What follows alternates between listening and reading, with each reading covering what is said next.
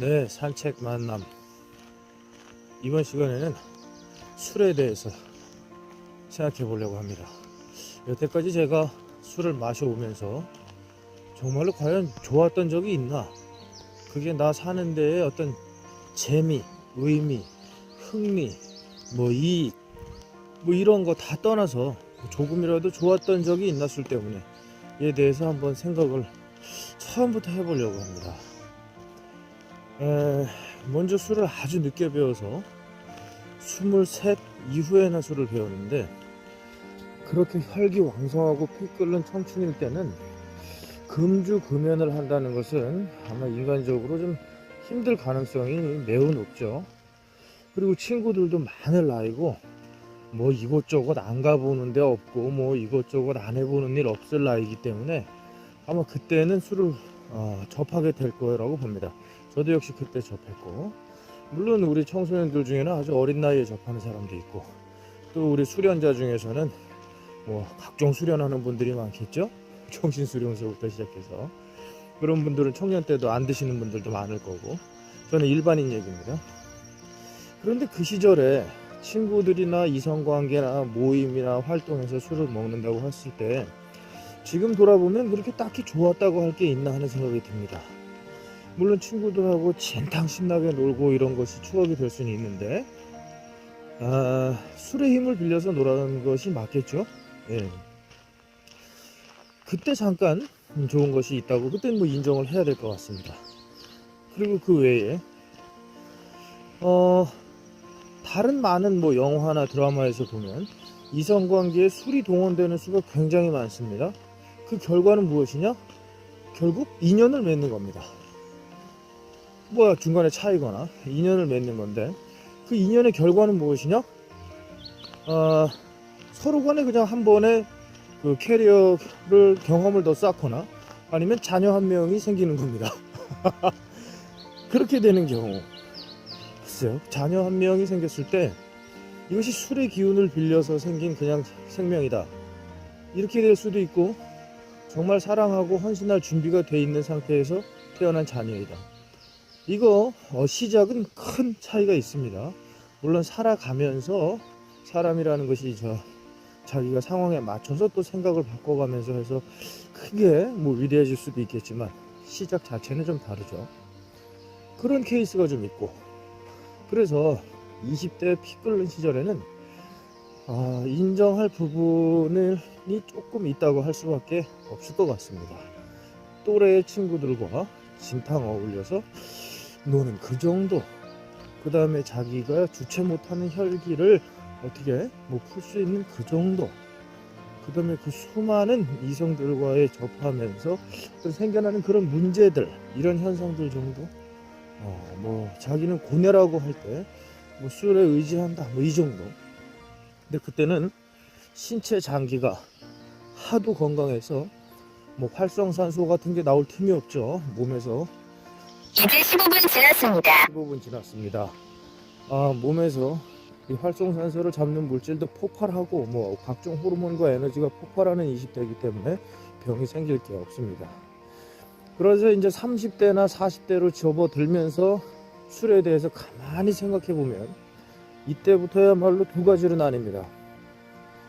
술을 통제를 하면서 먹는 사람, 그 다음에 술을 마시면 술의 흥에 기대는 사람, 이렇게 나뉩니다. 거기에 대한 저의 입장은 이렇습니다. 술을 통제를 하면서 자기가 먹는다고 하면, 그럼 뭐하러 먹나? 술 한 잔 마시면서 난 한 병의 주량인데 한 잔 먹었어, 이제 6잔 남았네, 이렇게 한다던가, 아니면 한 병 먹었더니 취기가 오르네, 이제 좀 줄여서 먹어야 되겠어, 이렇게 한다던가. 뭐하러 먹냐 이겁니다. 술 먹을 때만큼은 이런 생각 저런 생각 버리고 편하게 그냥 풀어놓고 먹으면 되지. 그래서 이렇게 생각하는 경우가 두 번째입니다. 술의 흥에 기대는 경우.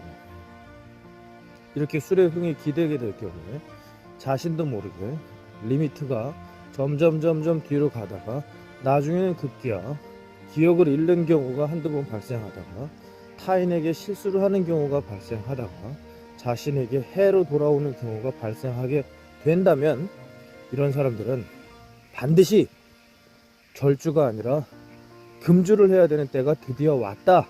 이것이 저의 결론입니다. 20대 정도에는 그렇다고 치자. 20, 30대 그래 개인 스타일에 맡기자. 근데 자기는 통제하면서 먹어도 재밌다. 일명 얌생이, 일명 셉셉이라고 할 수도 있지만 뭐 어떻게 보면 젠틀맨 라고 얘기할 수도 있습니다. 그런데 술에 흥에 기대서 친구가 좋고 술이 좋고 노래가 좋아, 돈이는 없어도 띵호와 뭐 이런 식으로 자기가 조금 간다.